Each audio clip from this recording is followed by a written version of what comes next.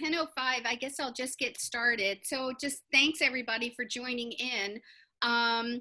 Most of us know each other, but there might be some connections that aren't there. So why don't we just kind of go around and just introduce ourselves and what you've been up to, and we'll just take it from there. So why don't we start with our special guest, Mary Holland, who is Yay. Who has the Zoom we're using? We're using Mary. I'm renting the room, so I get to be included. I'm a retired producer, and just haven't lost my ties to Maryland and the production community, of which I feel very strongly about. They're very dear to me. And that's all. Since I had helped years ago start Women in Film and a couple of other things, Caprice thought it might be helpful for me to just sit in on some initial calls and meetings and stuff. So, and just to let you all know, you can see it on your screens, but we are recording this meeting just in case some pearls of wisdom fall from our mouths, so that we can keep them and share them with others. Right, and we appreciate your wisdom and all your expertise, Mary. Kyle, you're up next. All right, yes, I'm Kyle Van Dyke. I'm the operations manager here at DC Camera. Over here, we've been open throughout the whole thing. It has been incredibly slow, but it does seem like it is picking up back here. The past 2 weeks have been decently busy, so we're hopeful here. Good, and I think we're going to all be curious to talk, maybe not on this call, but hopefully on a future call, about what you guys are doing for all this remote technology that's coming up and needs that are going to be, coming up. Timmy, you're next. Hi, everybody. I know some of you, others I don't. I'm a local photo rep and producer. We're getting bid requests, again, like Kyle said, the last 2 weeks, like every day. And we've been trying to keep up with what's going on and how to be responsive and COVID-19 compliant. But I have to say, the ad agencies so far that have been calling have no idea that things are going to be different. And I'm like educating everyone. They're so busy doing crisis management and client response and pivoting their ad campaigns and responses to things, that they haven't even begun to look in our direction to see how they're gonna execute things. But the traditional things that we were all like kind of anticipating are happening, like, well, everybody's trying to get back to work. Is it gonna be less money? Can't we do it faster? It's like, no, it's gonna take longer and it's gonna cost more. So that's where we are. I'm glad the phone is ringing and the bid requests are coming in. I just don't know how realistic it's going to be with trying to shoot. Everything is planned to be shooting in July, nothing in June. So after the 4th, some of it's regional and some of it's national. So that's where we are. And breaking news, if you didn't hear, Maryland finally came down with their guidelines. It's not much, but it came out late yesterday, and it is on the Maryland Films website if you want to see that. And then there's still a big question about Baltimore City, because they're still in phase 1. Montgomery County still in phase 1, and so is PG County. So Kurt, and DC. And DC. Kurt, you're up next.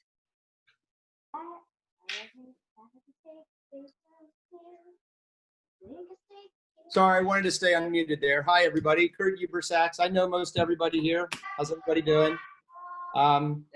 The short form of status of what I've been doing is a lot of stuff that is unrelated to direct single camera filming. I've been doing a lot of live streaming, multi-camera producing. I've actually been going out and streaming protests, did that, and coverage of that to Facebook Live for various clients. I was lucky enough to content produce the Johns Hopkins graduation, which some of you guys might have seen.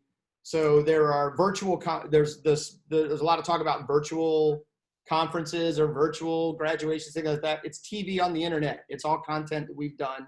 It's just now on the platform of streaming or the internet. So I own streaming gear. I'm doing streaming, and that's keeping me busy in virtual reality stuff. But I'm curious to hear what everybody has to say about the future of single camera in the area, because The papers have a lot of interesting suggestions, but not a lot of practical on the ground material. So I'm happy to contribute and looking forward to what everybody has to say about it. Right. And I think the white paper was just a guideline. There's going to be, they're still working on departmental guidelines, which are to come. But I think they just wanted to get something out. Dan Stack. Hi guys, I think I know all of you. I'm Dan. I'm the gaffer, and I own Sirius.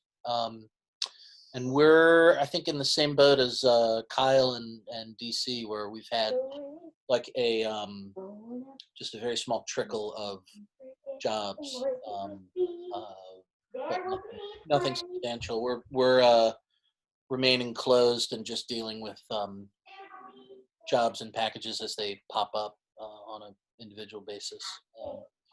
And we've sort of come up with some guidelines for our shop, but it's not anything that's not consistent with just masking and social distancing at the moment. We're figuring out how to disinfect equipment and how to proceed once we're busier, hopefully when we're busier. Yeah. Steve Blair. Hey everyone, good morning. I know most everybody here. I've been working a lot with Matt Pitroff the last couple of years, and we had a great 2018, 2019. We finished a job right before the pandemic shutdown. It was in post at Cerebral. And yes, Mary, I noticed your coffee bug. We were lucky in that sense. And then during the shutdown, we've been busy bidding on something for the Pennsylvania Lottery. It's with an ad agency called Mark USA, based out of Chicago and Pittsburgh. And it was an interesting process. I'm used to doing a ton of different budgets and a ton of different production approaches. Ours for this one in particular had to be, we presented a stage shoot in both Philly and Pittsburgh and a location shoot in both Philly and Pittsburgh. And because Philly remained in Pennsylvania's red zone and Allegheny County, where Pittsburgh is, turned into a yellow zone, halfway through the bidding process, we all committed to filming it in Pittsburgh. They have a local union there, Local 489, that we're working with. The job was awarded. We're going to shoot on the last day of the month, June 29th, with the 30th as a rain date. We did decide to do a location shoot just for the airiness and being able to spread out. And the spot is two guys that are deer watching, like bird watching. So it's a pretty simple spot where the camera's always looking the same direction, which is easy. I had to have a call with SAG to let them know what our COVID production precautionary measures were going to be. The phone conversation was pretty much a reiteration of what we had sent them. So if anyone's dealing with the unions, I'd recommend just like a little one sheet of what your project is about, and followed by, it's really kind of not a regurgitation, that's the wrong word, but there's so much information out there now with the task force paper and what AICP is doing that you can kind of jump on their tailcoats and use their guidelines. What else can I tell you? We're even though Pennsylvania and Pittsburgh area has opened up and you can gather 250 people or more, we still like to stay conservative, and we're going to keep 25 people on the set and spread things out. We have a very long email we sent to the crew, which I'm happy to share with you guys. It says that by accepting this booking, it's based on the condition that you are willing to get tested or to take self-evaluation test.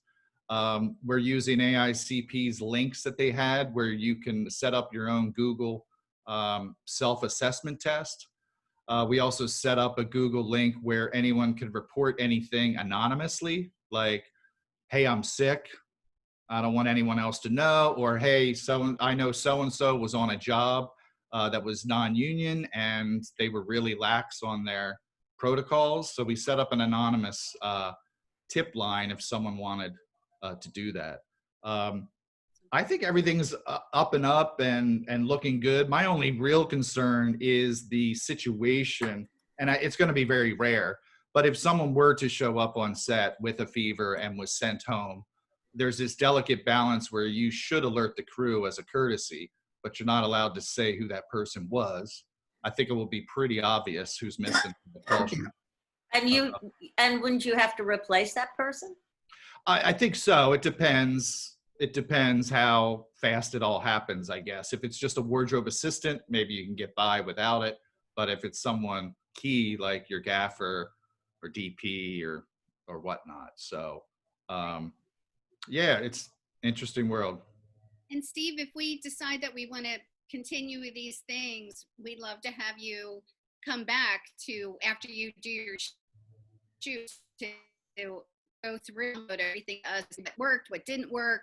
That would be invaluable information to all of us. Hey, Lindsay. Yeah. Hey. Hi, guys. Good to see your faces. I'm a local producer. I know most of you guys. And I really haven't been doing much for a couple months. I had a job that did get canceled due to COVID. That actually went to like all stills. They ended up completing the job through editorial. But yeah, but I did do a tiny job a couple weeks ago. Tiny being with crew, 2 talent that were not cast. They were just sort of handpicked. And a client, it was 10 people. I didn't even go to the shoot. I just pulled it together and sent everybody along their way. You know, I arranged all the PPE, the whole 9 yards. And it was so small, but it was a great little guinea pig of a job, as I like to say, just to get used to what our new protocol is. And it went very well. And I did the same thing where I did up an email, client approved, that basically said, you know, by accepting this job, you know, you agree to all the following, and that if you've been sick or you develop a fever between now and then, please let us know. And also we put in the email what our protocol would be regarding craft service and lunch, and certainly if anybody had issue or concerns about it, to talk to me. And it went extremely well. And like I said, it was a really good job to sort of jump in with. Yeah, and other than that, I mean, my client's been very quiet. I think to somebody's point earlier, a lot of like the agency people are really just still trying to navigate through working from home, communicating with clients on how to stay present with their product however they can right now, and making plans for the future. You know, just a little bit of feedback from my clients will be probably the fall before things really start to pick back up. So, and I would think that makes some sense. Yeah. Hey, Carl Hamilton. Hello. Hi there, Carl Hamilton. I'm a local grip. I haven't worked since early March. There's been nothing. Everything went away, and I've just been at home with my family ever since. Nice. Trying to stay safe. Yes, and those 2 adorable little boys. Love them. Thank All right, you. Patrick, you're up and you're last. Hey, how are you? I know all you guys, but I'm Patrick Byrne. I'm a location manager, and I was actually very busy right up literally until, I mean, I remember I actually scouted, and I was like, oh, I should put a mask on today, and then the next day was really hit the fan. Right. It's funny because that same job, they literally every 2 weeks have called me and say, oh, will you be available on July the 29th, you know, or on August the 1st, to do it, or you know, or this. And it's really funny. They didn't, I had a conversation with the producer. This is an out of town job. And she was laughing because the agency guys hadn't even changed the concept of the spot was like hipsters walking down the street and, you know, going to record stores and stuff like that. And it just didn't make any sense anymore. And the commercial just didn't seem the way they laid it out. So it'll be interesting to see what they come up with. Right. I have gotten a bunch of calls in the last, I'd say 10 days or so, just checking availability, and yeah, mostly for July. One shoot of interest is a travel shoot down in New Orleans. And just the whole concept of, you know, nobody wants to fly.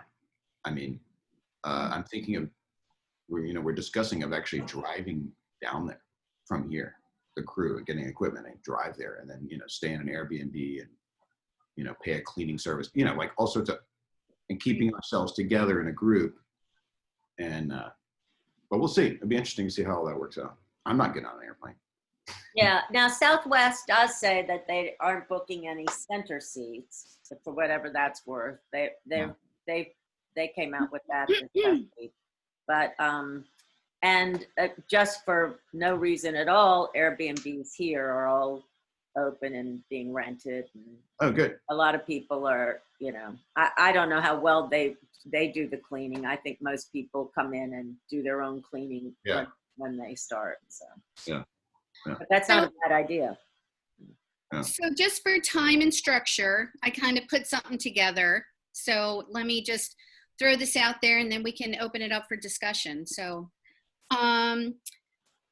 as I said in my email, I thought it might be a good idea to create a roundtable to discuss the changes and challenges that are upon us. Everybody wants to get back to work, and there's going to be many changes in the way that we work in the future. I propose we start having discussions with everybody, like opening it up to our entire community. And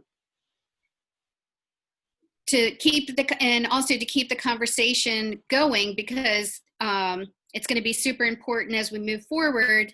And this forum can discuss safety, logistics, health issues, and proposed topics that were in my original email. Everyone in our community can tune in and we can record them, and so they can be archived and posted on like a YouTube channel. So kind of like, I don't know about you guys, but Timmy and I are on several webinars and have been for the last 2 months with different topics, and they are archived and we can refer back to them. And if people couldn't tune in, they can always go back and look at that. As you know, everyone has to be on board when it comes to COVID safety, and people will need to learn even the basics to mitigate the health risks to keep the crew, talent, and clients healthy. I saw an interview with the New York Stock Exchange president, this female woman who is pretty terrific, as they reopened the stock exchange floor, and I loved what she said, and this was my takeaway. Reopen doesn't mean go back to usual. Precautions are designed to protect all of us, and it's the only way we're going to get through this. It's not about our own personal comfort. It's about making sure that we are not contributing to the growth of the pandemic. Protective measures that are put into place are not designed to protect against a single case. They're designed to protect against an outbreak. They are making everyone that has business on the floor sign a pledge, and the pledge is committing to that all protective measures that are put in place, people are choosing to come here and agreeing to obey by all the measures while they are present. We need a pledge to make sure they follow all the rules. We are not forcing you to work, we're allowing you to work. And then I was on another call with some industry leaders in Los Angeles last week while they were awaiting Gavin Newsom to do his reopening of Los Angeles to filmmaking. And there was a couple from the webinar. People were definitely feeling like they needed to create a COVID-19 code of conduct. People can't work without complying. Following the industry standards, crew will need to be trained for new standards. So training, and they were talking about this, training will come up whether whoever's producing those things, but there will be training for what the new standards are going to be, but they need to be developed, and then they're going to need to be produced and probably provided online for people to get training. And also too, that, we all need to be innovative and find better ways of doing things. And what my keywords I've been saying is we're all going to have to like change our brains. So I wanted to see if what I wanted to see is if this type of meeting would help. Is it a weekly webinar like the ones we've been on for weeks around the country? And anyone can join. We can have speakers and topics and share ideas and perspectives. Because I think if we plan ahead and have a plan in place that, we can let producers know that we're ready to roll and we can do it safely. So that's kind of what I wanted to say and kind of open it up for conversation. Thank you, Caprice. Well, what's the difference between this and what those Monday morning coffees are, where people can just log on and share information there? Oh, the coffee talk? Yeah, I mean, there really isn't any difference. I mean, really the kind of coffee talk thing was just more of a social thing. That's when I did the first one, I just felt like we all did not expect to not see each other for 2 months. So there really isn't any difference. We can just start pulling people together to start having conversations. Well, but that, but I think since everybody's getting busy, I think they need something that's much more focused. I mean, the best aspect of those coffee meetings for me was just dealing with the different ways of dealing with how to keep equipment safe, how to keep craft service operational, how to deal with locations. I think there are things that everybody needs to know. I mean, the equipment, Caprice had so many incredible thoughts about sanitizing equipment and using the truck as its own kind of laboratory that you can like sterilize overnight before the job or whatever. But I don't know if people would feel safe with having electronic equipment in there, or if what kind of promises you can make to any kind of to people to do something like that in a camera van, those kind of things. Those are the things I'm curious about, those kind of logistics, like how does a producer book that stuff? Right. Well, I mean, again, Plus One Mary's talking about the Surviving the Delmarva shutdown Facebook page, where 3 weeks ago, I just kind of opened it up to, let's have coffee around the virtual craft service table. And it was more meant to be a social thing because we haven't seen each other for a while. A few people, showed up. Of course, we started talking about work, of course, would. But I think it's like opening up to a more structured thing weekly, that it can be recorded and those kinds of things. And then those topics, like I just mentioned on that email, each week could be a specific topic, whether we have the film offices in that are discussing, keeping us informed in the governmental matters, something about pre-production, just because pre-production is going to be so much longer now. Have our local producers on figuring out a whole host of items.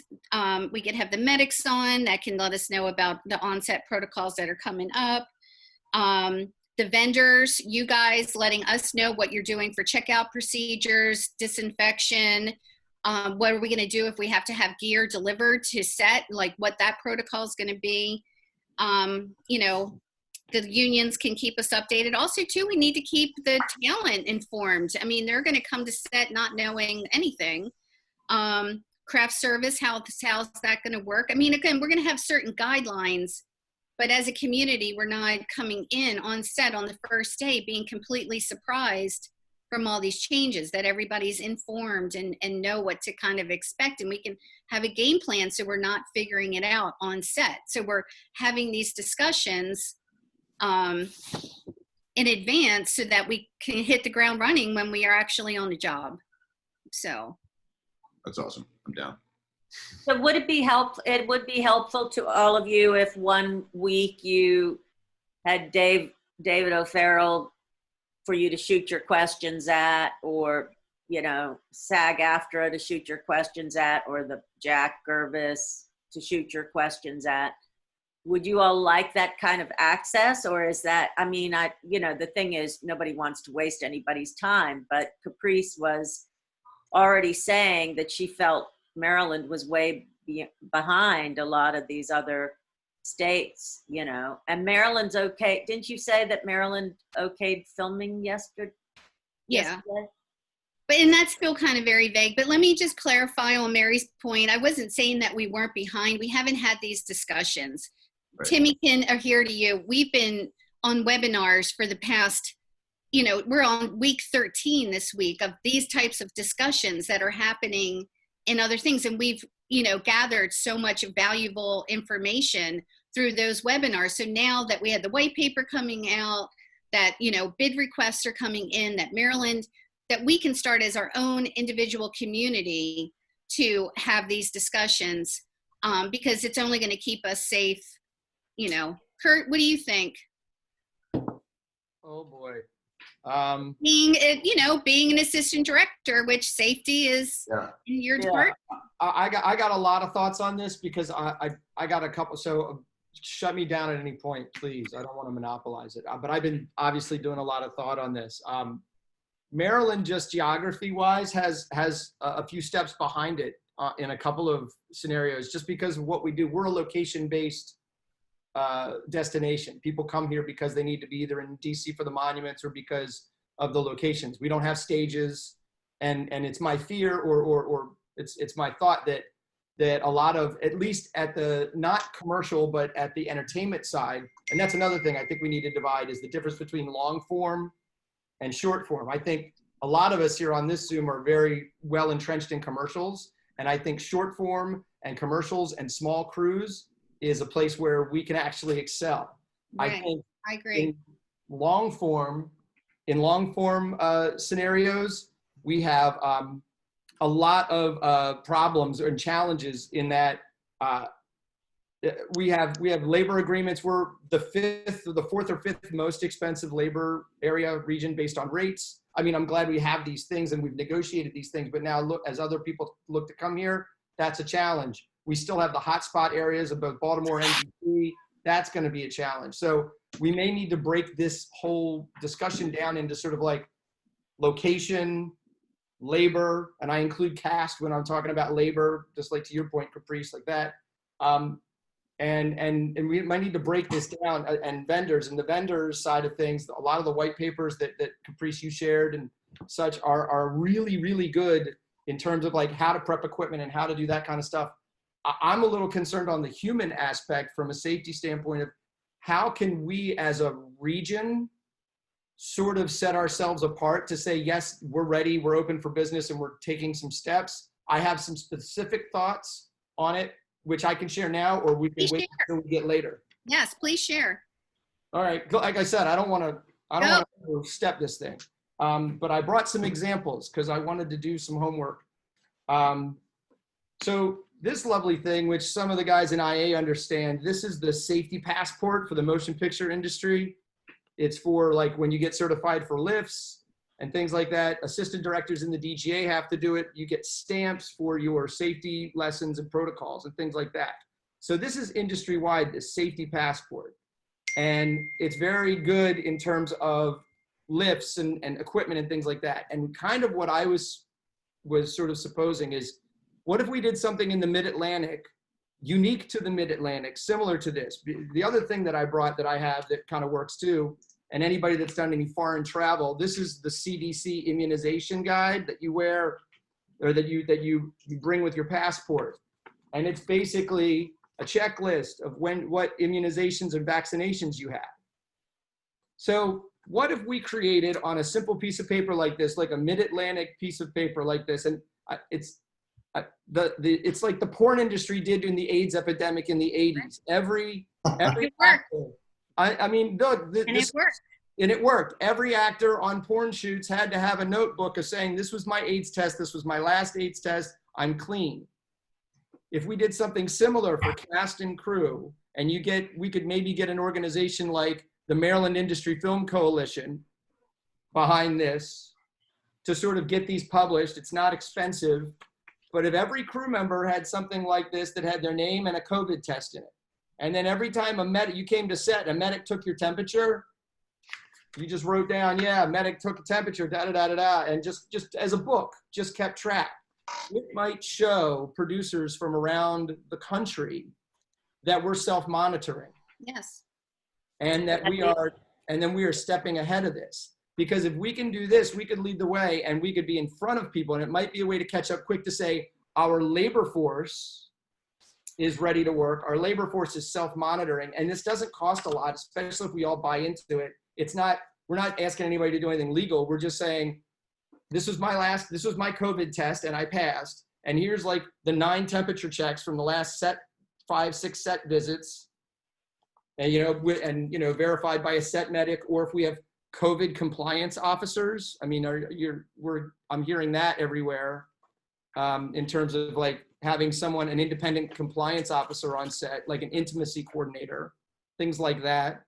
Hey, Kurt, real quick, let me just interrupt. There's paper is like what they're trying to eliminate. Everything's trying to go digital because they don't want people touching stuff. So I know the idea of the pass has gone digital. There's people already thinking about that on a national scale. So there's a company called I Trust Pass, and I can send the link around later. Okay. But they're monitoring security, and they have the app already developed. Planet Pre-Pro also has an app where it's like a model release, but you basically take the photograph of the crew member as they're entering with their mask on, so they're COVID compliant. They fill out a questionnaire. They're pre-screened without violating HIPAA. And then it becomes a digital document. Perfect. For each production. So the producer, from a production or producer standpoint, screening individually, I know people are already thinking about that because they're trying to cut back on the paper. So I don't know if it would be just contained to the Mid-Atlantic region, but something that's user-friendly for a lot of places. Right. And there was the other one, Timmy, Real Health, REEL, Real Health, which is an app that's in development right now, but it's taking care of all that kind of health stuff so that it's kind of pre-done and things. But I think it's most important, and I think all of us have been thinking it, besides just, saying to the outside world, hey, we're here, we're doing this too, is that we want to keep everybody healthy.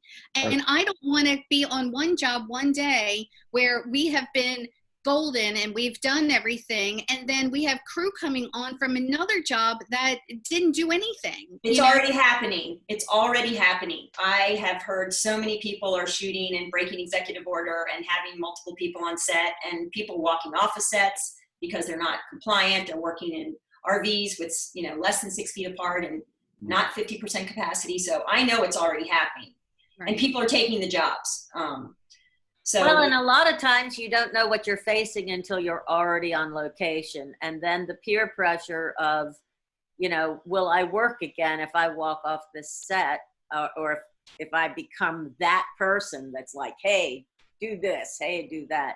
Yeah, it's not going to be easy. That's why it's I think imperative that there's a group that is the backbone of production that says this is what is expected of you. Yeah. And also too, in all my disinfection study over the last 2 months, 2/3 of it, and I did take an infectious production. Timmy and I both did this infection production certification thing. And that he was an OSHA trainer, but he said 2/3 is our behavior. 1/3 is all this disinfection, but I mean, I'm committed. I have no desire to be in any large crowds. I've been isolating with my family. I do things on a limited basis, and stuff that I do, I'm doing very low risk. So I'm committing to myself, my family, and my film community that I'm going to do whatever it takes to keep us all set so that we can all go back to work. And there was, on another Facebook group I'm on in Los Angeles, there was a commercial shot, I think 2 weeks ago, that they did it when they shouldn't have, and someone tested positive on the last day of shooting. I think one of the bigger questions, and not to go backwards, but maybe Steve and Lindsay, because we're from the producer sides, the big question right now is insurance. And insurance is huge. And if you're not carrying insurance, the ad agencies and the clients are also not carrying insurance. And so for me, that's been the biggest stumbling block as we re-enter. And until the lawyers and the insurance people get together and figure out what the new 2021 guidelines are going to be and what the riders are and what the policy costs are going to be, how are you with the jobs that you've done, getting around the insurance? Are you being paid is the production company, the ad agency, or the client, and everybody's getting paid through workers' comp? Or are you having the client sign a release of liability waiver? Because anybody that's under you for production, which is everybody else on the screen, has to be covered. So I'm just curious how you guys are getting around it. Because I'm confronting it right now with the clients who have no idea that there's no insurance, so. So Right. I'll just jump That's in. the first Yeah. question. My job was so tiny. I'm sure Steve has a little bit more info from his end, but this was a freelance job for me. It wasn't a Lulu production. So they have an in-house production company. It was a political, so they have like the media side and then they have the production side. So they had worked directly with their lawyers and had, I as I understand it, done an addendum to their policy. But I was 100% removed from that on this job. So the addendum is what? Like, are they releasing Is it a waiver? Is it their vendors from bringing COVID to the set and they're not going to hold them accountable? Or, not that anybody got it at that point, obviously it's behind you now, but. Yeah, honestly, I never even saw it. I just asked them. I suggested that that we put in writing all of our protocol and Right. which they ran past their lawyers. Right. And they said that they had, revised their insurance on policy on their end. So, Okay. I went with that, and I'm sure as I get bidding and get into that a bit more, and specifically if it's a Lulu job, I'll have to deal with that. Are you going to carry it if it's a Lulu job? I don't know. I think I Yeah. have to talk to my lawyer and see what his, suggestion is. How about you, Steve? My take on it now is that production insurance is in place, of course, and I'm with Kurt in terms of separating the long format with the commercials. So in our case, we have a one-day shoot, which a lot of us have.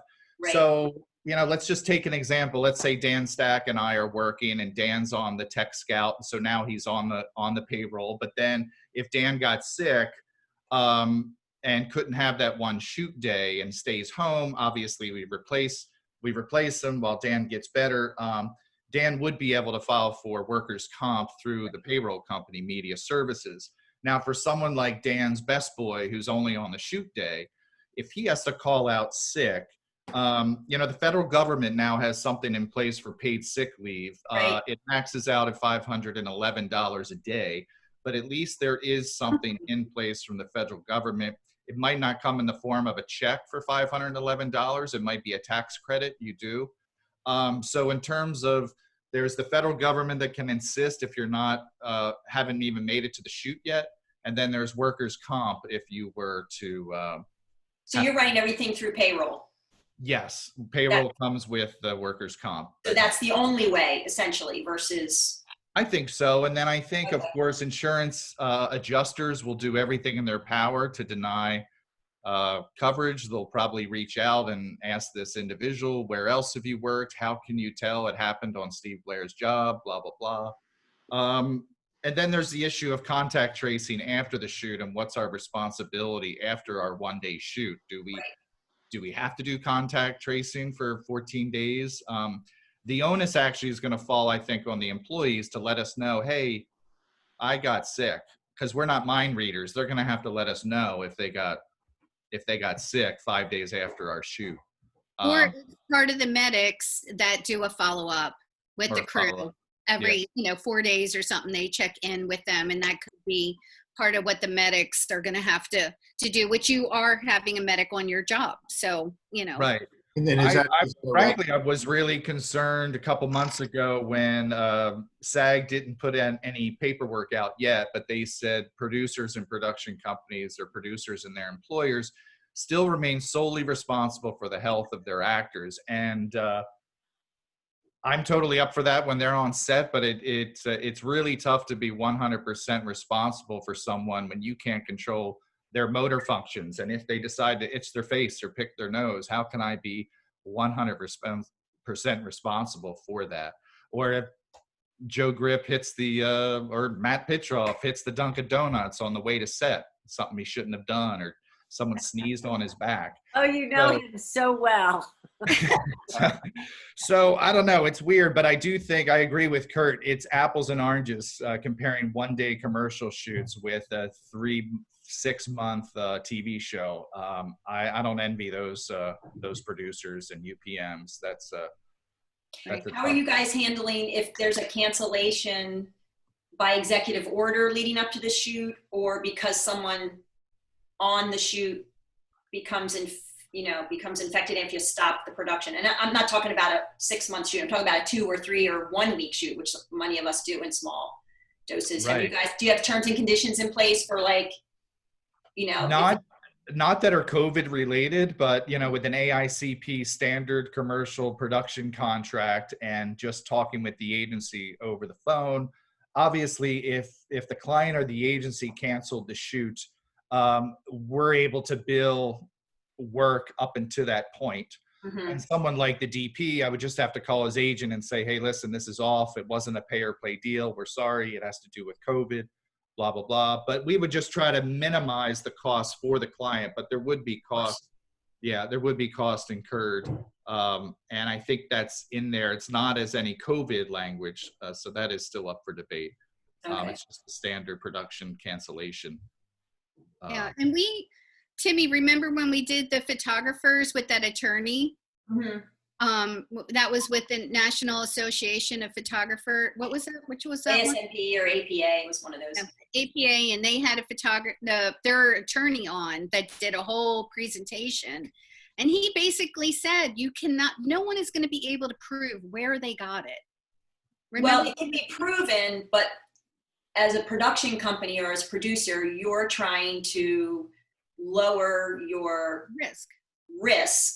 Yeah. And by doing your policies and procedures and trying to, enforce those and your due diligence, you're not showing gross negligence. Is essentially if someone comes after you and says, I got it on the set, and you've done all of these things to prevent it, you're not showing negligence because you've done all of these protocols and policies. So you're trying to be preventative and you're sharing it with your client and the agency and the crew and the talent. So the idea is to avoid gross negligence. So that's why these things have to be put in place. And that's why you need someone to supervise that you're executing them. Because the minute someone does what Steve said, scratches their noses or stops Dunkin' Donuts, that's not gross negligent by the production company or any of the, it's individual negligence before or after the job. So it is going to be hard to trace. So if you don't have the insurance and you don't have the lawyer behind you, at least if you're showing non-gross negligence and you're staying informed and you're up to CDC standards and guidelines, you're at least, doing what you can within your power to keep everybody safe. That's why I like Kurt's idea a lot. I mean, whether it's digital, I don't care that I wouldn't have cared if it had been low-tech paper because you're the only one really handling that paper and it's something you're keeping with you. So it's not like it's I don't feel like necessarily waste or necessarily infectious, but the whole idea behind crew people being proactive and letting producers know, hey, I'm watching out for my own health. This is my pedigree, basically. It's not a bad idea because those people, just from a working standpoint, those people would be probably the most likely I would hire to show that I'm doing best practices until, once IATSE comes out with whatever, I know everything will be, whatever the guidelines call for. But you know what I'm saying, Caprice? Do you think that's practical at all? I mean, I like the idea somehow. I do too. Carl, let's have Carl weigh in as being like, in a department that works with a lot of people really close by. I mean, it takes 4 guys to pick up that dolly and, you guys work really close proximity, especially with all the heavy equipment that you guys have got to move around. I mean, are you feeling secure with the crew? Have you had concerns about, like, when I get back to work, that everybody has to be dedicated to keep everybody safe and healthy? I mean, the grip department especially is always, very, and Dan, weigh in too, you guys are all just very safety forward. And, if you got a crew person coming in that's been at Sunset Cove all weekend drinking with no masks on, how are you feeling about that? Oh man, yeah, it's complicated for sure, and we're all gonna have to do our part and work as a team. And I guess I think it's just gonna have to become part of the fabric of the culture, that we're just gonna have to call each other out and check each other, and be honest and upfront. And yeah, it's really complicated because we work in really close quarters. We are constantly, we are sharing tools. The equipment is already filthy. I mean, every day I leave, my hands are just filthy. So, I mean, it's already a dirty business and it's dirty work, and it's a tough challenge for sure. But Yeah, one of my concerns from the crew side has been like, for instance, I don't have any hesitation telling guys who are working on my crew, if I'm the department head, that they need to put their mask back on, cover their nose, whatever that is. But I think it's going to be pretty key for us to have a I don't know what you want to call it, a COVID czar or a deputy or something on set who's tasked with police. Yeah. I feel like I can tell the director necessarily, if it's not someone who I'm close with, that they need to follow the safety measures better. But if we have someone on set who that's literally their job, I think that'll make a big difference. Yeah. Like a COVID steward. Steward, sure. Yeah. There's so many names for this person, which, what's been keeping me occupied the last 2 months is that I've been like doing whatever I can. I have a COVID notebook already together, just, I might segue into that. Still kind of floating the idea. That person, from what I understand, how I think it's going to possibly come down, and IATSE is going to dictate it, the DGA is going to come in with their ideas too, but I think we will have a medic that's taking care of the health of the crew, doing whatever paperwork's going to be required, temperature taking, doing, those types of assessments, and they still have to be there in case somebody has an injury. And then this COVID supervisor is going to be there to, gently remind people, put your mask back on, making sure that all the disinfection throughout the day is happening to keep everybody safe, that lunch is set up properly, that craft service is doing what they need to do in order to keep everybody not, spreading any germs and stuff like that. And that person's going to be the one that's going to kind of, helping keeping whatever the procedures and the protocols that are put in place, either from the production company or the unions, that person is just going to be there to enforce and police that. And I think the location person like me is perfect, because I police locations all day long, and every single department needs something from location. So we have a good handle as to how each department works, except for the script supervisor who just needs to know where to go to the bathroom. Well, I think from a location standpoint, it having a person, that can be, I too don't have any problem with telling somebody to put their mask on or wash their hands or any of that stuff. But having somebody that's their job and that they're not in the food chain, so to speak, independent, and their job is just that, for me to defer to and say, look, this person is not putting your mask on or whatever. And then, or, somebody with some authority that can say, okay, we're shutting this down until that guy is offset, or. Right. And on all those conversations that I have in California, they specifically say, you know, there can be times where they go, we're pausing here for 30 minutes to figure out the situation, you know, or these people, like, we are like gathering too much, that they have the authority to say, you know, we're gonna pause for a minute and take care of this. You know, there's so much that I've been thinking about with locations, you know, and how, you know, that whole thing is going to work, because, you know, we were so many people and using every bit of real estate on a location. And Patrick's the same way as me. Like, I scout locations that I know has to support everything. Right. And now with the distancing, you know, going into neighborhoods and how that's going to work, and you know, and how we're going to, you know, kind of, you know, get our gear in different areas that no one else can cross, and having to get, you know, the art department in, and then they go away, and then the lighting comes in, and then they go away, and then the camera comes in and they do their thing. And, you know, we were already maximizing, even on these jobs where, you know, quote unquote, we need a modest house, we're in these big, huge houses and we're spread out all over, you know, and how these locations are going to be created. And then, like, I'm thinking, like, even simple as rain, like whenever when rain comes through and we have a thunderstorm coming through, and then we're all just, you know, going wherever we can to protect ourselves. Like, Everybody run, get in their car. right, you're going to have to run and get in your car. But I was on a call where they were just saying in the neighborhoods now, you know, we're going to have to be specially mindful of all the neighbors. I mean, before, we're not Los Angeles where we need a ton of signatures. That might start happening here now, you know, where they have to agree to have us into their neighborhood. And, you know, we're just talking about bringing in just essential gear, you know, trucks, personnel, you know, and be mindful all these neighborhoods. I mean, Patrick and I are always great with community relations and stuff, but that's even going to be more apparent, you know, and how we move forward and longer. And again, everybody's just saying, prep.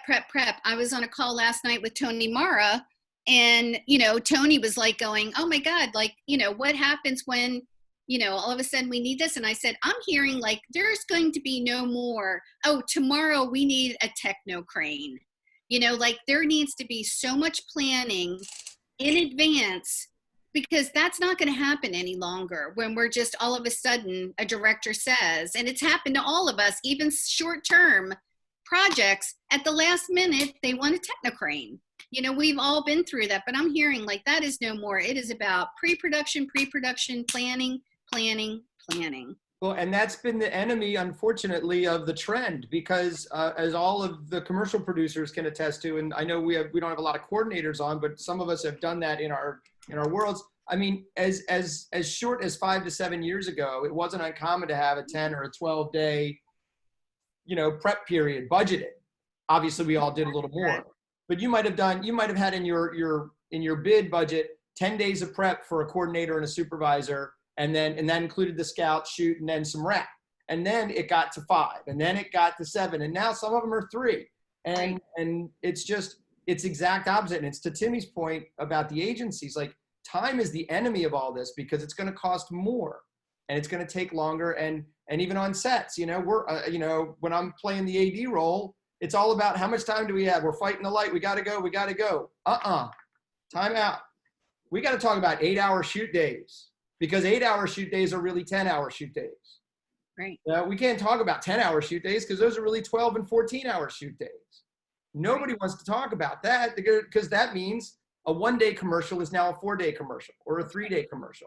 But people are talking about that. I mean, I've been on plenty of webinars, and producers have been saying, you know, we're going to have to stretch this out now. And another thing that's come up too is with all this pre-production and stuff, like, I mean, I don't know about you guys, but wearing a mask is exhausting. And Timmy and I talked about this on you know, we did a kind of trial run through a job, and we've talked about where, you know, Kurt, you're going to probably might have to call a break for 15 minutes that we can spread out, get water, get hydrated, take our masks off for a little bit safely, because it's exhausting.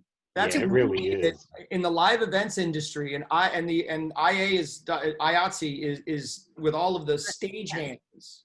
Right, They get mandatory every 3 hours. They get a 15-minute break, right. and because they're pushing boxes and doing truss and motors and cable and lighting, for obviously it's theatrical work. It's different than but it's similar. But the IATSE is used to this, and they might need to start thinking about that. But it's going to come into a contract thing. I mean, we're talking about labor relations and negotiations in that kind of a thing. But it doesn't preclude you from doing it now and getting clients to understand. Yeah, They're not sitting around on your dime. This is keeping them safe. 15-minute break after every setup. 10-minute break. Everybody go wash your hands. Now we're going to move on to the next set. I mean, I would be happy to incorporate a pause. But the problem is that behind my shoulder, I've got a director going, I need another shot. I need another shot. And some producers will be on the director's side and say, I need to move forward. And I'm on a budget. And other producers will say, no, we need to do this. I mean, there's going to be varying types of personalities that have various types of buy-in. And I think in our community, we're all going to watch our back. If I'm on a shoot with Lindsay or Mary or any of you guys, we're all going to look at each other and go, we live here. This matters to us. But the out-of-town person that drops in, we know the difference sometimes in the dynamic. Yeah, Oh, well, yeah. it's gonna be industry wide. I mean, I don't think that these people. I mean, I've been on these webinars with pretty big production companies out of Los Angeles. They've talked about their directors. Some of their directors have spoke, and they know things are going to have to change. And hopefully this slowing down, their pre-production, and they're going to have to do their homework. And get prepared and not come to set and just be like, So, go ahead, Steve. I think too is that we have this mentality that things are going to go back to normal creative wise, but I think we're going to see a big change in the scripts and the creative that's coming from ad agencies. Frankly, they would have their heads up their asses if they had a scene of a school play with an audience of 200 people. It's just not going to happen anymore like that, at least not until the rest of the year. Yeah. This one production we're doing is 2 guys in the woods bird watching. They are in the script side by side. So we told SAG we would revisit that in 2 weeks once we booked our actors with their comfort level of being shoulder to shoulder to one another, but we are prepared to shoot it split screen if we have to and whatnot. I think there won't be any lulls against the actors doing what they're doing or what we're asking them. I think it will be their comfort level, but we are prepared to film them split screen if necessary. It's not ideal, but Right. But I can't imagine we're going to see many commercials with 1 or more than 2 people in any given setup for quite a while. Well, if you can do a sheet of acrylic between them and then do your split screen and post, so that they can still interact live, but right.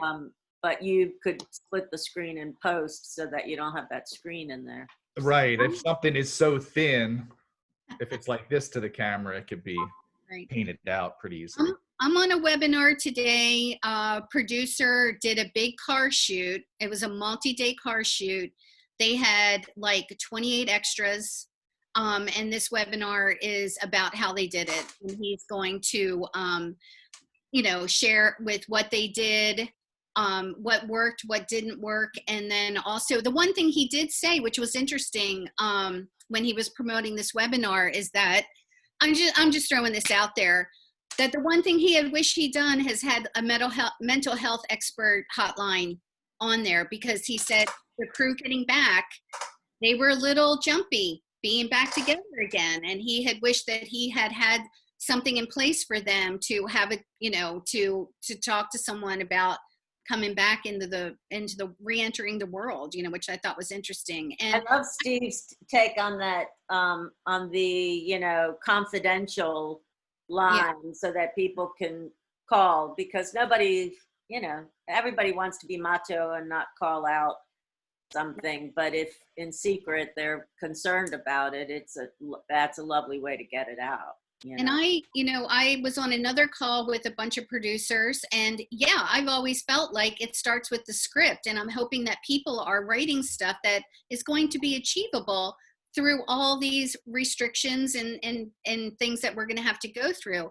And this one producer said, I want to see how creative you guys are going to be.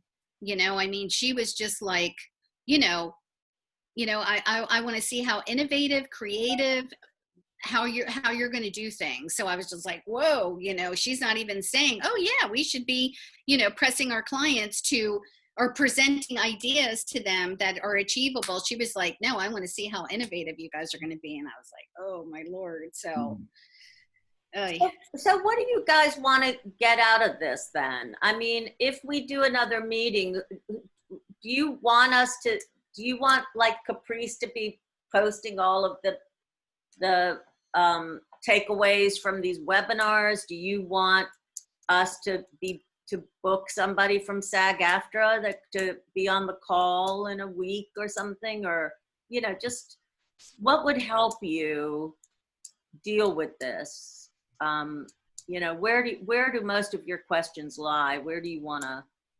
I mean, I definitely like the idea of, if it's weekly or bi-weekly, having a specific topic with, a guest or somebody on that specific topic. So, so you can really kind of get into the detail. But then if it's something that's not necessarily related to you, you know what I mean? It would help you. I think it would be very helpful to have a series. Yeah, we were thinking it wouldn't be too helpful to have the union on every call, because a lot of people want to discuss non-union things, and that's where we wouldn't be able to speak freely if that were the case. Right. I think if something was geared towards, let's say you set up a Monday, Wednesday, Friday thing that's crew related, and that Monday you talk to all the stylist and hair, makeup, and wardrobe, and then Wednesday we talk to grip and electric folks, and Friday talk to camera folks, and that, like Patrick's saying, each conversation is very focused on that particular department. And I'm just talking about maybe some of these meetings happening in the next 2 weeks. I don't think this is something that needs to happen 4 months from now, because the world may be totally changed by now. Well, because I think, real quick, I think people like, for instance, hair, makeup, and wardrobe, you may have someone like Terry Troop or Gina Bateman says, I am totally prepared, I have everything I need. But you might also have a stylist that says, I'm in the dark, I don't even know what to do. So, point aside, I may not hire that second person, but it gives them a platform to speak. Well, I know that I know that Dave spoke to every department. He had a meeting with locations. He had a meeting with every department, medics, everybody. So I know Dave encompassed that.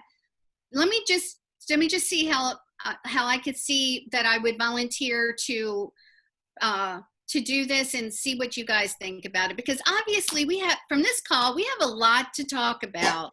Oh yeah. So I think that I would be fine with being the organizing person to, get these. Again, there's going to have to be, Kyle, maybe you can help me too with organizing a webinar, organizing whatever format we're going to do this in, which is probably going to be a Zoom webinar. I think all of us are going to have to get the word out to everybody through emails that this is happening, so that people can join on. I think that once a week it's going to be a topic or two or a guest, and we'll know that in advance, and I can start pre-planning that and getting people, like, if we, just off the top of my head, if we wanted to get Jack and Debbie on to talk about governmental things as to, us and stuff. I know from my own personal experience over the last 2 months, even if it's been a topic, and this is going to be people's choices, even if it's a topic that's not really relatable to me, even on the call, I have learned so much, but also too, it's also a planning stage for us, so that everybody, and PAs too, because they're so used to doing so much, they're going to have to learn what they can't do anymore. I mean, all these guidelines are saying you should not be touching it. Each individual department touches their stuff, and those PAs, go ahead. I'm sorry, from a locations point of view, just because in a different way, we really interact like bumblebees, with each little department, almost like PAs do. And how are we going to divide that up? Is there going to, like, if you have something where you have more than, the scout needs to be separate from the shooting crew, and then this person needs to be the person who interfaces with so you have to figure out the protocols of what, so it would be informative for us to know, like, for instance, makeup, hair, and wardrobe, what their protocols are, or transportation, or, grip and electric camera, because you're going to have to be aware of that as you set up a location for people to work. So. Absolutely. Todd Spring has a much healthier makeup person on his political shoot now, thanks to Caprice, who told him that she shouldn't wear that N95, whatever that the mask was. Yeah. But also too, like motorhome, like how the heck are we going to deal with bathroom facilities? I mean, bathroom facilities, hand washing stations, we're all used to, climbing into that motorhome, production, hair, makeup, wardrobe, bathroom facilities. That's not happening anymore. And how are we going to address that? So, I mean, it's all about planning, but I think that, this roundtable today shows that, we really need to start figuring this all out. So, and I'd be happy to organize it. And, because I've been on so many other webinars to see how they're doing it. They usually have like someone who is taking care of asking questions, kind of guiding the talk so it's structured. And then they have another person on that's kind of monitoring the Q&A, because people can go in, they can put their questions on there, the monitors monitoring the question and answers to present to the group, and kind of structuring it that way. Hey guys, I gotta zip out of my house. Great to see you all. Keep me, Caprice, thank you very much. If you don't mind, keep me, involved. I'd love to jump on any call that you do. Great, sounds good. Have a great day, Lindsay. Thanks. Stay safe, everybody. Good to see you. Lindsay. Bye. Bye, Lindsay. Bye. Caprice, I have to go too. Bye, Timmy. See you guys. Bye. Bye, Timmy. Everybody. Adios. Adios. So Kurt, what do you think? I think you got to break it down by topic or department, just like Patrick has mentioned, and like Steve has mentioned. There's tons of things. I still have other ideas I would like to fire at the unions, just questions at them. I'm a member of 2 different unions, so I have questions as a member and as an AD, as someone that has to run the. I think also it wouldn't hurt to talk to the payroll companies as someone to talk to. I have some ideas that I would love to fly by them because workman's comp works sometimes and doesn't in other, like Steve Blair mentioned, it works in some scenarios and it doesn't work in others. Right. But I think there might be a way that we could use them to our advantage, which would work with union and non-union. So yes, and if you go on, I mean, media services, entertainment partners, they are all doing their webinars. Yeah. So, I mean, but again, those people that have been doing all these other webinars, I could reach out to them and say, our pocket of producers here really want, let's set up a schedule and we can do that, right. And have them on as a guest to figure out those issues, because that's really big. And I think that especially, Dan and Kyle, I'm sure you guys have got new checkout procedures and all that stuff, that all that information needs to get out to people, correct? Yeah, certainly. No, we would love to share on that. What are you guys doing? Just briefly, what do you guys have in place, or what have you been doing? Certainly. So, I mean, as far as just everyone working here in the shop, make sure that we have more than 6 feet of space between workstations, that we've got regularly scheduled cleaning 3 times a day for all the workstations, for prep days, for pickups and drop-offs. We'll have the gear prepped and placed up front in our receiving area, but our clients will have to pick it up themselves. We don't ever go out to the clients, into their cars, or we don't have them, if they're just picking up, dropping off, we don't have them come too deep into the shop. But for preps, you know, occasionally you'll have people like, hey, you know, come over, take a look at this. I just want you to check something out with the gear. So making sure that, you know, we're washing hands before we're going in there. Anytime someone else is in the shop, we always have masks on. So just to stay as clean as we can, and whenever gear's coming back in from jobs, you know, disinfecting cases, disinfecting the camera equipment, pretty much every last inch of it. That's the general things that we're doing here. Yeah. Yeah, we're very similar. We have we don't have as much. I think in the grip department as camera, we don't have as much stuff that's being sort of passed around. You know, we're not like handing camera bodies back and forth and that kind of stuff. But we're doing the same thing. Like, we're not loading up anybody's cars. We've said for any gear that's being delivered, we'll bring it to the outside of a location, but we can't have our crew actually taking gear into the set. And we did order a disinfectant fogger. It'll arrive in another week or two, that we can actually walk like through the trucks to mist the interior of the trucks to disinfect them. As much as possible, we're trying to just do the like 72-hour just natural disinfectant, just let stuff sit. So far, we haven't had any like quick turnover issues. I hope that They're going to come. I hope that we do have quick turnover issues soon, and I hope we have more volume to test these procedures and refine them. But Right. yeah, I mean, time is our friend right now. Right. Exactly. And you know, at the moment when stuff goes out, we're wiping it down by hand, and you know, just trying to maintain space. If anybody needs to talk disinfection, I'm your girl. I've been Well, I was gonna studying say- it for 2 months. I was going to say that might be a good subject also. It's just a whole disinfection. If you have any. Yeah. leads onto Yeah. how they- Because that's going to be huge with gear, with everything, you know. So, Right. hi, Arish. You see Arish in the background. Hi. Hey, man. I don't know if we've ever met in person, Arish. It's Steve Blair. Steve. Thank you for your many years of discounts. Arish, since you're just jumping on, you know, with everything that's been going on, what are your kind of thoughts and concerns? And, you know, I'm sure you've been thinking about it. Yeah, a lot. I mean, I ask, you know, we've had, you know, some amount of business. It keeps getting a little bit better, but it's been slow, you know, here as it has for everybody. And I ask people, almost everybody that comes in, you know, how are you dealing with this?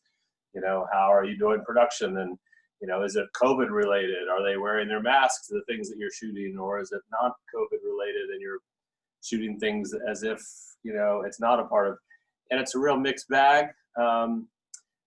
Everybody seems very, very, you know, concerned and hesitant and how this is going to work. So, you know, I'm feeling the same way because I'm reading it from my clients. You know, how's this going to work?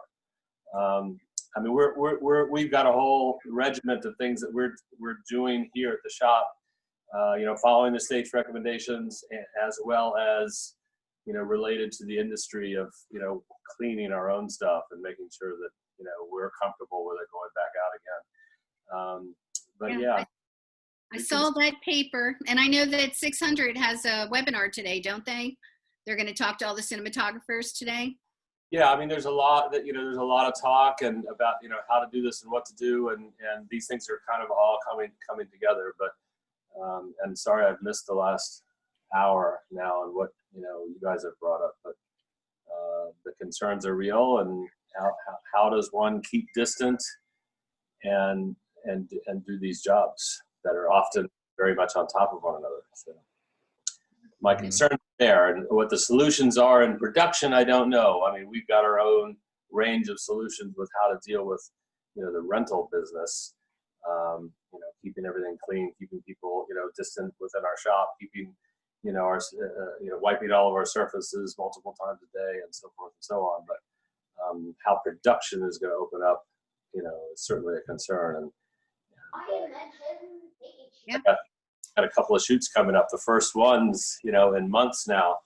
I've got literally have my first shoot at the end of this week, and I don't know how that's going to go. Can you say what that is? It's a commercial spot, a political ad, of course. I say, of course. I mean, I do a fair amount of that work, and there's certainly a big demand and need going forward this year. So I don't know how that's going to go, and I've actually have a conversation with the producer today, and I'm sure that'll be a topic. Yeah. How we're going to manage this. So I think we've come to the conclusion that I think that we need to continue the conversation. Is everybody thinking the same thing as I'm thinking? Give us a thumbs up. Absolutely. Yeah, I would just add that, maybe we can end this on a positive note of the things that are positive that are happening here is that I think creative from the agencies and clients are going to change, and we're going to see that this coming year. I think crews will be smaller. I can't attest to movies and TV shows at all. I think we're all on the same page of doing our due diligence and taking every measure possible. So I don't think there'll ever be a situation where any of us here in this room would be charged by the union of showing any kind of gross negligence. So I think that's a positive thing. We all know we're going to do our part. It's getting everyone that's showing up on set to have this come to terms with it being a collaborative nature. There's one thing I think I might include in emails that the Maryland governor said. He said it a couple weeks ago, but they're harsh words, but they're true. He said, unfortunately, the painful truth is that this virus will continue to be with us and be part of our daily lives, and potential outbreaks will continue to remain a deadly threat until a vaccine is widely available. I mean, they're harsh and scary words, but it's the absolute truth. And we are all willingly stepping into the workplace. Just because I call Ted Aid and say, hey, we got a job coming up, he does not need to accept that job. Or Terry Troop, anyone who has any caution about returning to the workplace, that decision needs to be theirs. I don't think they should come to set as a scaredy cat and where's my mask, where's my hand sanitizer. They have to come to set, we all do, with a collaborative spirit. Right. Just like I said in the beginning, we're not forcing you to work. We are allowing you to work. Right. Or offering. Yeah. Yeah, we're offering. But I think that I, for one, would love to be allowed to work right now. The reason, right, but then Patrick's face popped up, which reminded me of something, because Patrick, you're on jobs a lot longer than a lot of other people. There's the situation of what happens when everything starts off good intentioned and you notice the producer is slacking and we lead up to the shoot and you can tell it's going to be a shit show. That's a totally different kind of yeah. Well, story.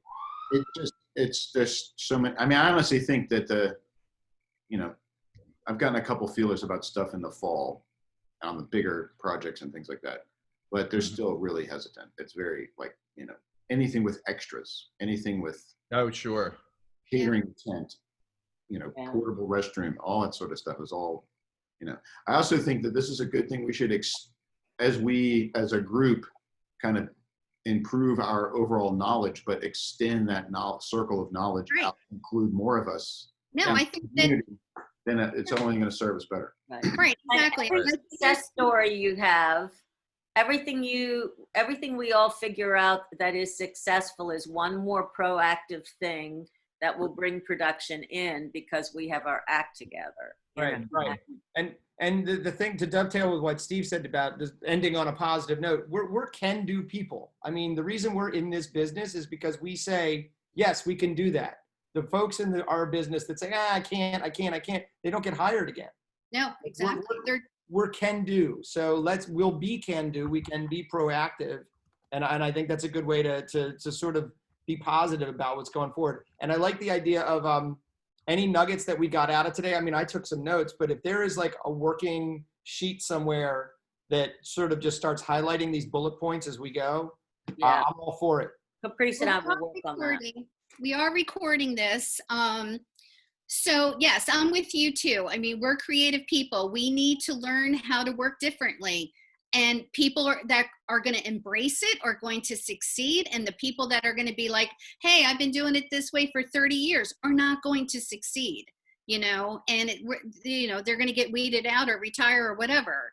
But, I'm very enthusiastic and just curious and seeing how this is all going to roll out, and 100% determined. That's why I just want to start doing this. But I think immediately everybody is engaged. The PAs need to know. People are in the dark still. Some of us are like me for the past 2 months, have been just educating myself as much as I possibly can, reading everything, but there's still a lot of people in the dark, and we're going to be working with them soon. So I think, getting the word out to everybody that we're doing this and join in, and having topics where all the webinars I've been on, we'll have a topic.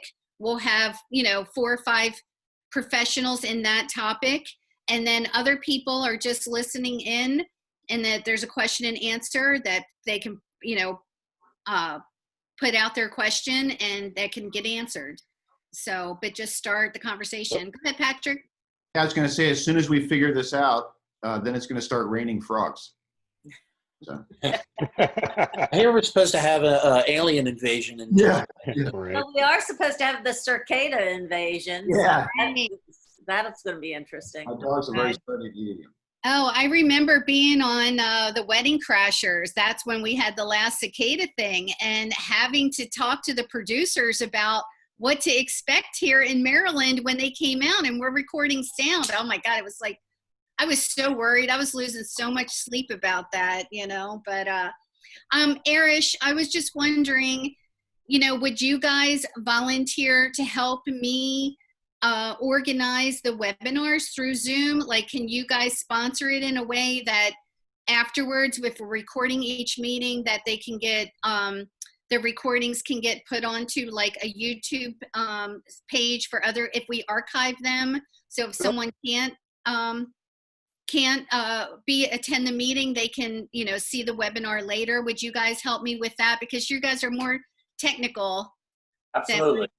Yeah, I would really appreciate that. That would help me. I can help structure it and getting guests invited, but, kind of sponsoring the webinar and, being able to download it. Well, however, I don't even know how you do that, how you get it from Zoom to YouTube. I don't even know. So. It's in the cloud. And right. And also too, I mean, Arish, we didn't even touch upon this today, but it's such a huge topic of all the remote stuff that's going to need to happen with you guys, the monitors, the remoting, I was on a call yesterday with the Location Managers Guild, and, they were talking about having a witness camera on set, that people that are not going to be present on set can anytime can just go on to a streaming device and see, like the agency can see what's going on, and they call it a witness camera. Yep. Yeah, these are some of the challenges that we're helping production solve: remote control cameras, streaming, all of these kinds of things that you just mentioned. I've been doing that as well with my multi-camera live streaming stuff that I've been doing. It's the same thing. Like, I've been streaming to a remote location where clients have been watching and doing feedback. So virtual video village and things like that, it's coming. Well, why don't we make that our first topic next week? Because so many people are curious about it and wondering how that's going to happen and what is going to be offered in this region to be able to execute that kind of stuff. Because the producers and the clients are going to start asking, what's available here, and those producers are going to have an answer as to and how it's going to work. And also too, the producers are going to have to put it into their budgets. So cost and what the cost is going to be, so they can put it in their budgets and it's not a last minute thing. So are you talking remote, like remote operated camera, remote operated video? What is that what you're, I kind of lost you, Caprice, just for a second. Go ahead, Eric. What do you say the first topic should be? about all this remote stuff, the remote video village, the remote monitoring, having the communication. If the agency is not coming because they're not traveling, they need to talk to the director and see things and have almost, and I also heard too, Arish, on one of the other webinars, is that it's going to be extremely important for the director to have a face-to-face with the client too. It's not just going to be like audio, hearing what their changes might be or something like that. I mean, go ahead. I'm sure you've thought all that through. Yeah, it's not just one way. Right. And sometimes you can do an interview, and I've done this before COVID, where you have an iPad or a computer, that the director is in, and they're conducting the interview. So, the interviewee is looking at an iPad where the director is sitting, and so it goes both ways. Yeah. Errol Morris style. Yeah. Interesting times. Again, I'm kind of exciting, and I think that hopefully we'll go back to the old ways where directors come on set and they're prepared, and we stream down to the basics a little bit more, and also just whatever this new technology is going to be. So it was interesting. I was on a call, and I'm not going to go into the whole, let me just say one word, Mandalorian. I mean, that's just insane. But I mean, that's a whole nother crazy thing. Yeah, but that's the wave of the future, unfortunately, for I think a lot of long form, and Maryland may not, and DC and Virginia may not have a place in that. That's studio. I mean, it looks like. Oh, yeah. But I'm just talking about technology and how that's all changing. But anyway, so yeah, all right. Well, this has been great. We're at an hour and a half now, so I think that maybe we should close. And anybody have any closing thoughts? Okay. I'm going to send you guys just a sample email, the one we sent to our union crew in Pittsburgh, if it can help anybody draft some things in the future. That's fine. And just in the future, you can also post here on the, post on this site. Oh, cool. I'm assuming possibly the recording also keeps the link. This is the first time I've used Zoom to record, so it depends. If you're going, if you do it to the cloud, it will keep it. If you're recording to your personal computer, sometimes it doesn't. We used Zoom to do a lot of the recording for the Hopkins graduation. We recorded people remotely and edited together through Zoom. Gotcha. So, okay. Sometimes works, sometimes doesn't. This is going to the cloud, so it should keep any link anybody wants to post on it. Got it. So so Kyle and Arish, anytime you want to call, we can start kind of organizing it. If we can have DC Camera sponsor this, that would be great. And I can pull together the topics and people to come on to talk and have a bit of a schedule in advance. But I think that it's going to be, we're going to need to do this for our community to keep us informed, understand how our new jobs are going to work, and keeping everybody safe on set. Great. Really pleased you put this together. It's awesome. Yeah, it's very nice. Thank you all for joining in. That's great. All right. Everybody have a great day. Love you. Bye. Thank you. Bye.